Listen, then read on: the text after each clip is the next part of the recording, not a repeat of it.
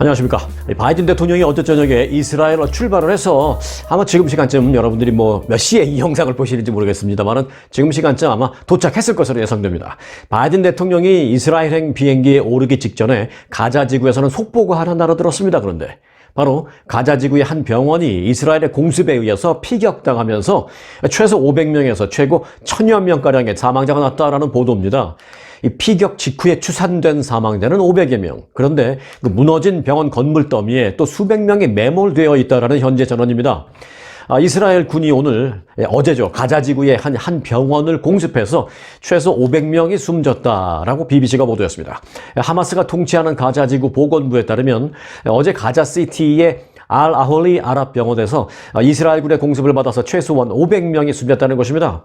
이 하마스 보건부는 500명이 숨진 것으로 바로 집계가 됐지만 또라도 수백여 명이 아직 건물 잔해 밑에 있다라고 전해서 이 사망자는 최고 1000여 명까지도 될 수 있을 것이다 라고 시사를 했습니다.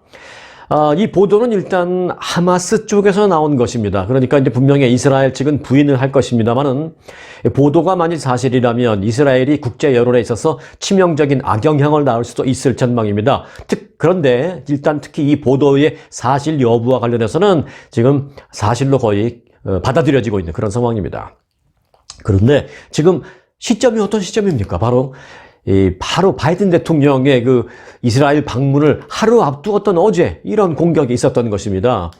때문에 이제 이스라엘에서는 이게 국제 여론과 관련해서 상당히 안 좋게 영향을 미칠 것으로 보이는데 이 정말 보도가 사실이라면 미국 대통령의 방문을 하루 앞두고 이스라엘로서는 이제 대형 악재가 터지는 그런 셈입니다. 팔레스타인 자치정부 측도 이스라엘 군의 이번 그 공습은 병원 대학살이다 라고 비난하면서 사흘간의 애도기간을 갖겠다라고 선포했습니다. 팔레스타인 자치정부의 최고 지도자인 아바스 수바는 오늘 원래는 이제 요르단 암만에서 바이든 대통령을 회동하려 했었습니다. 그러니까 사실 바이든 대통령이 방문 하고 있는 곳은 이제 두 곳이었습니다. 하나는 이스라엘 가서 이제 네타냐후 총리 만날 예정이었고 또 요르단에서 팔레스타인 자치정부 수반을 만날 예정이었습니다. 그런데 어제 그 병원 공습 사건이 터지자마자 이 팔레스타인 자치정부 수반은 요르단에서 그 바이든 대통령과 만날 계획이 있었지만 이거 취소하겠다라고 밝혔습니다. 매우 격앙된 그런 분위기인 것만은 사실입니다. 실제로 그래서 바이든 대통령은 이스라엘로 출발하기 전에 전용기에 오르면서 요르단 방문 일정은 캔슬되었다라고 말했습니다. 사실. 자, 하마스 측도요, 이번 공습이 대량 학살이다라면서 명백한 전쟁 범죄라고 비난했습니다. 자, 그러면 이에 대한 이스라엘 측의 입장도 좀 볼 필요가 있는데요. 이스라엘 측은 그 정부 측의 입장 발표는 없고 대신 이스라엘 군 차원의 입장 발표가 있었는데 이스라엘 군은 이렇게 말했습니다. 사실관계를 확인 중에 있다라고만 밝혔습니다. 절대 우리가 그런 게 아니다 이렇게 하지 않았어요.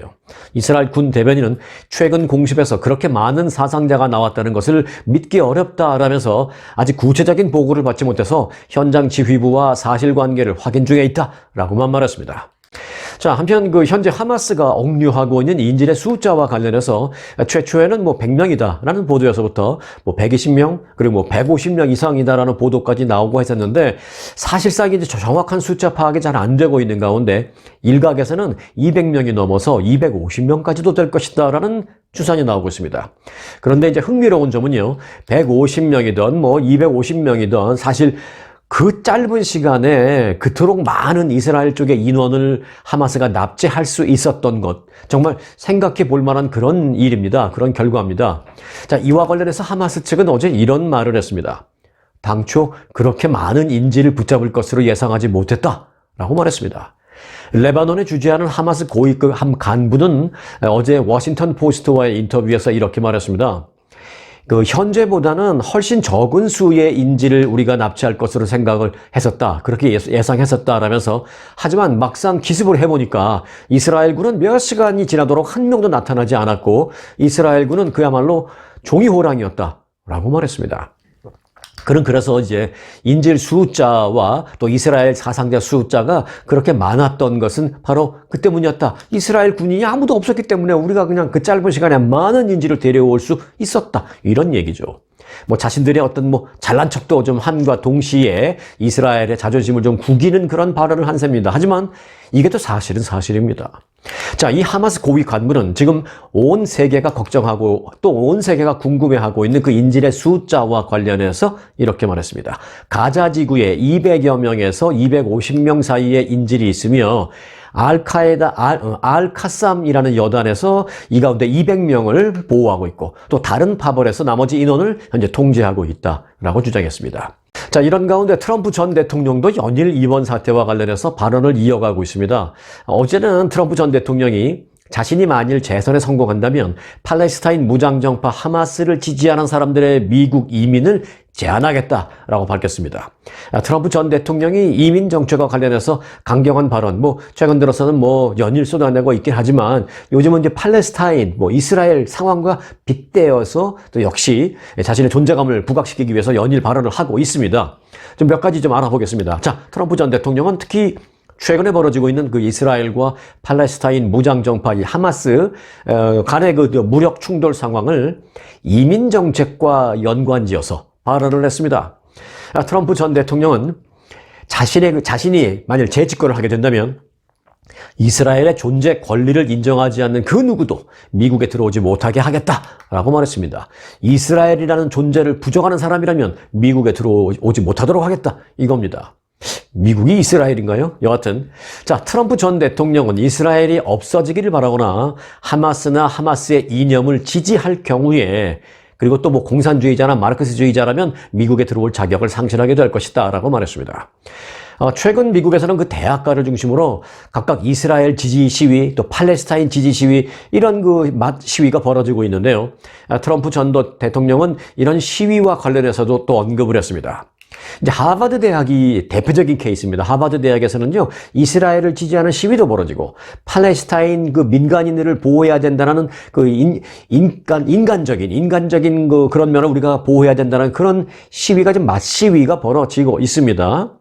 자, 이스라엘과 하마스의 무력 충돌이 이 하버드 대학에서는 이스라엘과 팔레스타인을 서로 각기 지지하는 학생 그리고 동문 등이 각각 성명서를 내고 거리에나 캠퍼스 안에서 시위를 하는 그런 일이 벌어지는 등 갈등이 빚어지고 있습니다. 자, 트럼프 전 대통령은 이와 관련해서 이렇게 말했습니다. 대학가에서 팔레스타인 지지 시위를 벌이는 대학생들은 어린아이들에게 혐오를 가르치고 있는 것이다 라면서 앞으로 트럼프 행정부가 출범하면 미국 대학에 다니면서 급진적인 반미 그리고 반유대주의를 외치는 외국인들의 학생 비자를 취소하는 것은 물론 이들을 즉각 집으로 쫓아보내겠다라고 강조했습니다. 미국 입국을 제한하겠다라는 그런 입장인 것이죠.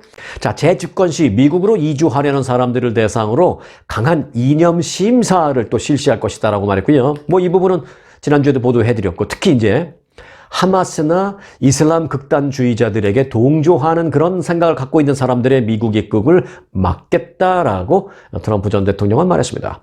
또 아울러 여행 금지 조치를 강화할 것이라며 리비아나 소말리아, 시리아, 예멘 등 이 어느 나라든 그 미국의 안보를 위협하는 나라들로부터 미국으로 오려는 사람들은 막아버리겠다, 금지하겠다라고 밝혔습니다.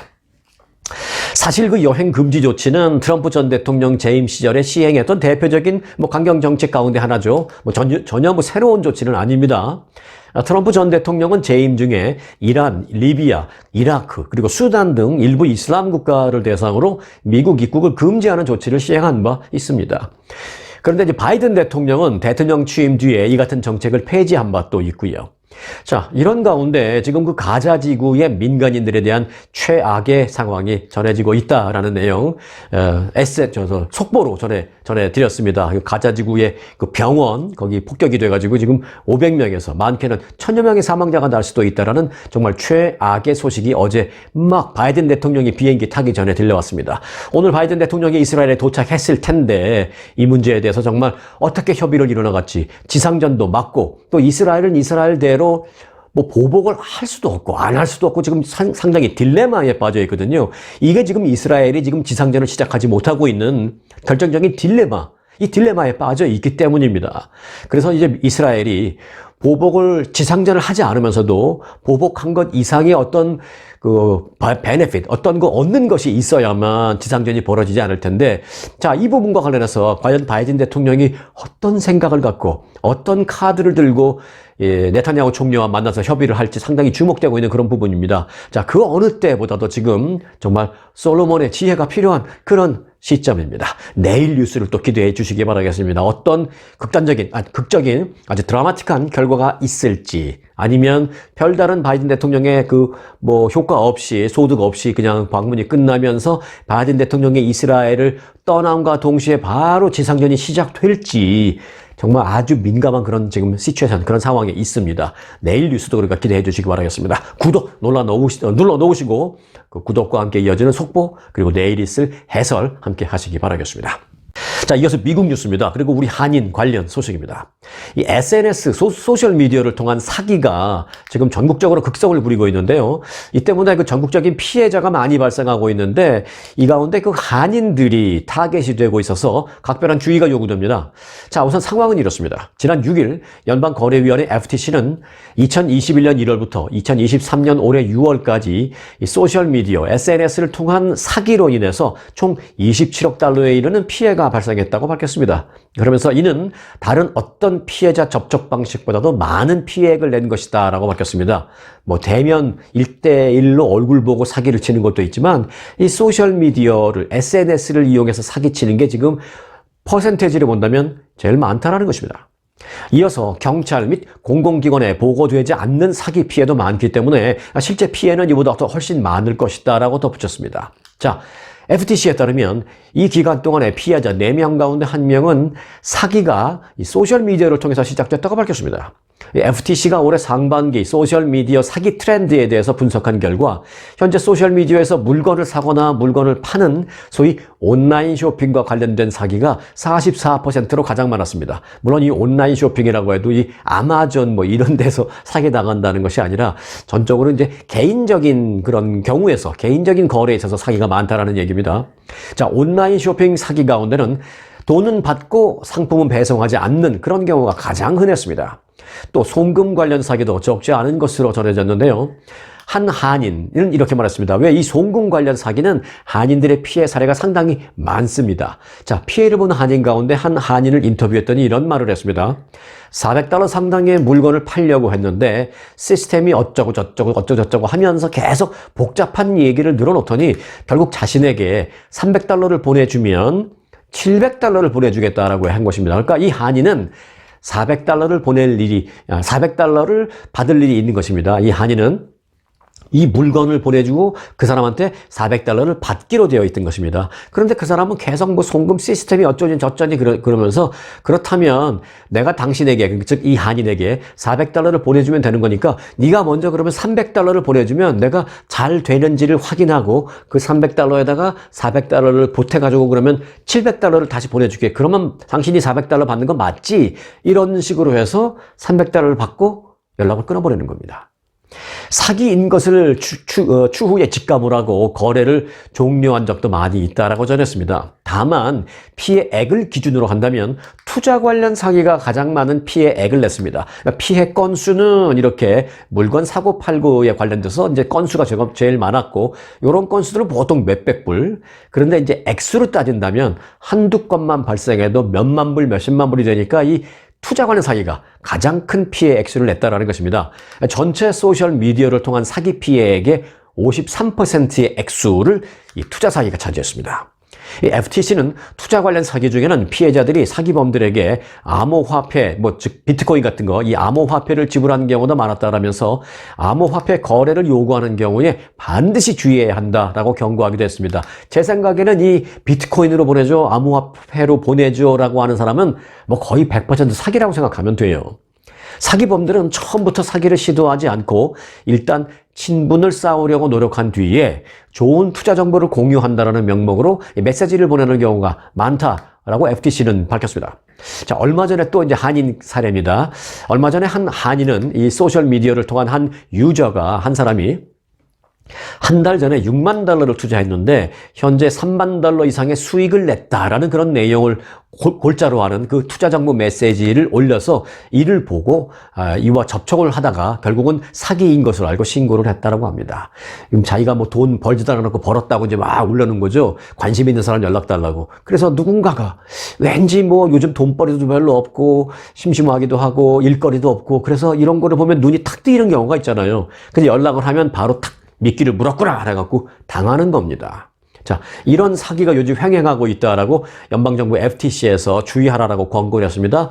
여러분들도 반드시 주의하고 절대 이런 피해 당하지 마시기 바라겠습니다. 자, 샌프란시스코로 좀 가보겠습니다. 교통당국이 샌프란시스코에서 운행 중에 있는 그 무인 로봇 택시의 사고와 관련해서 최근 조사에 착수했습니다. 도로교통안전국은 보고서를 통해서 제너럴 모터스의 자회사가 운영하는 로봇택시 크루즈라는 회사가 보행자와 그 주변에서 적절하게 주의 운행을 했는지 여부에 대한 예비 조사를 시작했다고 밝혔습니다. 이번 조사는 최근 로봇택시로 인해서 발생한 보행자 부상 사고에서 비롯된 것입니다. 연방도로교통안전위원회도 이 보고서에서 동영상을 통해서 확인된 2건의 사고가 있다. 이 사고를 우리는 면밀하게 지금 조사하고 있다고 밝혔습니다. 예를 들어서 지난 2일 밤에는 샌프란시스코 시내 한 교차로에서 한 여성이 로봇택시 크루즈 아래에 깔려서 중상을 입기도 했습니다. 이 한 여성이 지나가는데 로봇택시가 이걸 못 보고 그냥 깔아버린 것입니다. 이 케이스는 한 여성이 가벼운 접촉사고로 인해서 지금 이제 도로에 나와 있는 그런 상태였는데 도로에 갑자기 나온 상태의 그 상황을 로봇택시, 무인 로봇택시가 감지하지 못하고 그냥 이 여성 위를 덮쳐버린 겁니다. 이 상황을 지금 면밀하게 무엇이 문제냐. 그래서 이제 그 문제가 만일 결국 무인 자율 운행 택시를 운행한다라는 것은 아직까지는 시기상조다. 만일 그런 판단이 든다면 뭐 금지할 수도 있겠죠. 그런저런 여러 가지를 조사하겠다라는 것입니다. 근데 미국 역사상 초유의 연방 하원의장 해임이라는 사태 이후에 지금 후임자를 뽑는 작업이 다수당인 공화당의 내부 분열 때문에 난항을 거듭하고 있습니다. 연방 하원은 어제 본회의를 열고 의장 후보로 추천된 공화당의 짐 조던 하원의원, 또 민주당의 하킴 제프리스 하원의원을 놓고 의장 선출 투표를 실시했습니다. 뭐 민주당에서도 한 명이 후보로 나가긴 했습니다만은 민주당은 민주당의 후보로 나간 그 사람이 당선될 것이다라고는 생각하지 않아요. 왜냐하면 모든 민주당 전원이 투표해도 과반이 안 되기 때문이에요. 뭐 내기는 냈지만 후보를 때문에 절반이 넘는 이 공화당에서 모두가 공화당 후보를 찍으면 당연히 그 의원이 하원 의장이 되는 겁니다. 그런데 이제 공화당 전체 의원 가운데 5명만 만일 이탈표가 생기면 안 됩니다. 자, 그런데 결과 어떻게 됐는지 볼게요. 어제 투표 결과 공화당의 짐 조던 후보는 다수당 후보임에도 불구하고 당내 의원 5명이 아니라 무려 20명이 이탈을 하면서 200표 득표에 그쳤습니다. 그래서 민주당 소속 의원 전원의 지지를 받아서 212표를 획득한 오히려 다수당이 아닌 민주당의 제프리스 후보에게도 밀리고 말았습니다. 하지만 이제 두 후보 모두 당선에 필요한 제적의원의 과반인 217표에는 미치지 못해서 역시 하원의장 선출을 하지 못하게 되었습니다. 자, 이로써 지난 3일 케빈 메카시 전 하원의장의 해임 이후에 하원의장 공석 사태는 더 길어지게 됐습니다.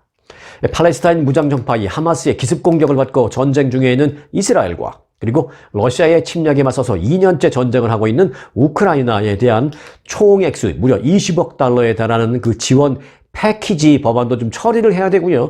그리고 더 급한 건 내년 회계년도 그 본 예산안 협상을 처리해야 됩니다. 이게 또 조만간 처리되지 못하면 또다시 연방정부 셧다운 사태를 맞게 됩니다. 그래서 이것부터 빨리 처리해야 되는데 하원 의장 망치 땅땅땅 두드릴 사람이 지금 없으니까 처리를 하지 못하고 있는 그런 상황입니다. 하루속히 공화당의 내분도 좀 끝나서 아니면 뭐 민주당 후보를 뽑아주든지 어떠한 형태로든 연방 하원 의장을 빨리 좀 뽑아줬으면 좋겠습니다. 네, 미국에서 진보적인 정치 성향을 지닌 것으로 분류되는 매사추세츠 주가 끊임없이 밀려드는 망명 신청자들 앞에서 두 손 두 발 다 들었습니다. 뉴욕타임즈 보고에 따르면 마우리 힐리라는 그 매사추세츠 주지사가 다음 달부터는 난민보호법 시행을 중단하겠다라고 밝혔습니다. 난민이라면 무조건 보호해준다라는 그런 법안이 있는데 더 이상 못하겠다는 거죠. 그러니까 이제 그 법을 우리 주는 중단하겠다라고 두 손 두 번 다 든 겁니다. 매사추세츠 주가요. 자, 매사추세츠 주의 그 난민보호법은 임신부나 어린이가 포함된 가족이 요청할 경우에 주정부는 반드시 의무적으로 보호시설을 제공해야 한다는 내용이 담겨 있습니다. 이 법은 갑작스러운 경제적인 타격이나 재해로 인해서 거주지를 잃은 가정에 인도적인 지원을 하기 위해서 40년 전에 제정된 것입니다. 그런데 최근 이 망명 신청자가 외국으로부터 급증하면서 주정부의 능력으로서는 이제 더 이상 이 법을 시행할 수 없는 그런 상황이 된 것이다 라는 설명입니다. 현재 매사추세츠주는 7천 가구에게 이 보호시설을 제공하고 있습니다. 그런데 1년 전에 비해서 이거는 2배로 늘어난 수치입니다. 힐리 주지사는 보호시설에 대한 수요를 못 맞춰 나가는 것이 더 이상 불가능해졌다. 보호시설에 대한 그 시설 운영을 더 이상 못 맞춰 나가겠다. 운영을 계속하는 것이 더 이상 불가능해졌다. 그렇게 말을 하고 있는 것입니다. 매사추세츠주는 그 기존에 제공된 보호시설은 일단은 지금까지 하는 것은 계속 운영을 하되 추가로 망명 신청자들에 대해서는 보호시설을 제공하지 않겠다라고 밝혔습니다.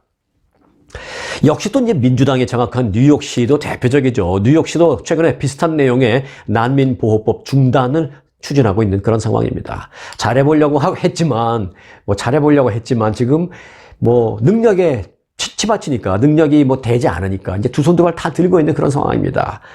공화당에 비해서 비교적 전향적인 이민 정책을 내세우고 있는 민주당 각 주정부가 현행법 시행도 중간에 포기할 만큼 이제는 이민자 사태가 심각하다라는 점이 확인된 셈입니다.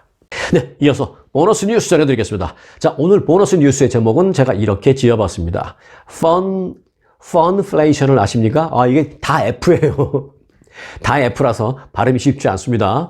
펀플레이션을 아십니까? 입니다. 조금 쉽게 이해하시기 한다면 펀플레이션을 아십니까? 이런 건데, 자, 미국에서 공연 관람과 놀이공원 입장 등 오락 비용이 천정부지로 뛰어오른 것으로 나타났습니다.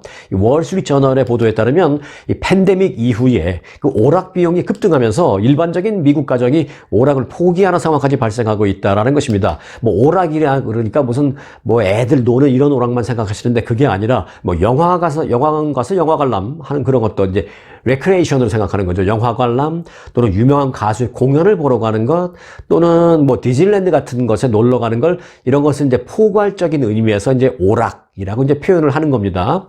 자, 월스트리트저널은 이 같은 현상을 펀플레이션이라고 규정했습니다. 이는 재미를 뜻하는 fun과 물가 상승을 의미하는 인플레이션을 합친 신조어입니다. 자, 펀플레이션 현상이 가장 두드러진 분야는 대중음악 공연입니다. 올해 북미 지역을 순회하는 가수들의 공연 입장권 평균 가격을 보니까 $120였습니다. 이게 이제 평균 가격입니다. 평균. 보통 싼 거는 5, 60불도 하지만 비싼 거는 몇천 불. 맨 앞자리 로얄 박스 이런 건 몇만 불. 그건 빼더라도 싼 거는 몇십 불이지만 비싼 건 몇천 불. 하지만 대충 평균만 잡아도 일단 120불. 자, 지난해보다 그런데 이것은 7.4% 오른 가격입니다. 코로나 사태 전인 2019년에 비해서는 무려 27%나 뛰어오른 수치입니다. 이 팬들의 수요가 높은 인기 가수의 공연 입장권 가격은 더 많이 올랐습니다. 현재 미국에서 가장 높은 인기를 누리고 있는 인기 가수는 누군지 아십니까요? 네, 미국의 유명한 백인 여성 가수 테일러 스위프트입니다. 이 테일러 스위프트의 공연 입장권 가격은요, 액면가 평균 가격은 $254, 훨씬 비쌉니다. 다만 진짜 비싼 로얄 박스 이런 데는 몇만 불 합니다. 그런데 이제 소비자가 입장권을 구입하기 위해서는 이 티켓마스터와 같은 입장권 판매 사이트에 접속해서 사야 되는데 여기서 적게는 $49, 많게는 $450의 수수료를 지불합니다. 그러니까 예를 들어서 한 $250, 이거 평균 테일러 스위프트 공연의 평균 티켓 가격이 $254이라고 그랬잖아요. $254짜리 평균이니까 그런 게 있다고 치죠. $254짜리 티켓을 사는데 50불 정도의 수수료를 내는 겁니다. 만일 10,000불, 15,000불짜리 비싼 최고 좋은 로얄 박스 같은 거 낸다면 수수료가 450불씩 된다는 것입니다. 특히 이제 공식 사이트에서 순식간에 매진되는 그런 인기 가수의 경우에는 입장권에다가 플러스 엄청난 웃돈이 붙어서 재판매되는, 리세일되는 그런 현상도 쉽게 볼 수 있습니다. 이 테일러 스위프트 공연의 재판매 평균 가격은 $1,095입니다. 아까 제가 얼마나 그랬죠? 평균 가격, 테일러 스위프트의 티켓 평균 가격은 $254였는데 이게 재판매될 때의 평균 가격은 $1,095로 뛰어버립니다. 4배 이상 뛰어버립니다.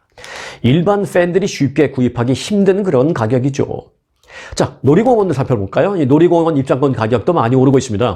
최근 미국 최대 놀이공원인 디즈니랜드와 디즈니 월드는 이용권, 하루 이용권의 가격을 $194로 $15 올렸습니다.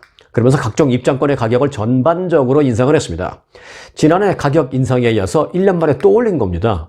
이에 따라서 소위 그 레크레이션, 이 오락에 드는 비용을 미국 사람들 줄이거나 아예 오락을 포기하는 그런 미국인들도 적지 않은 것으로 나타났습니다.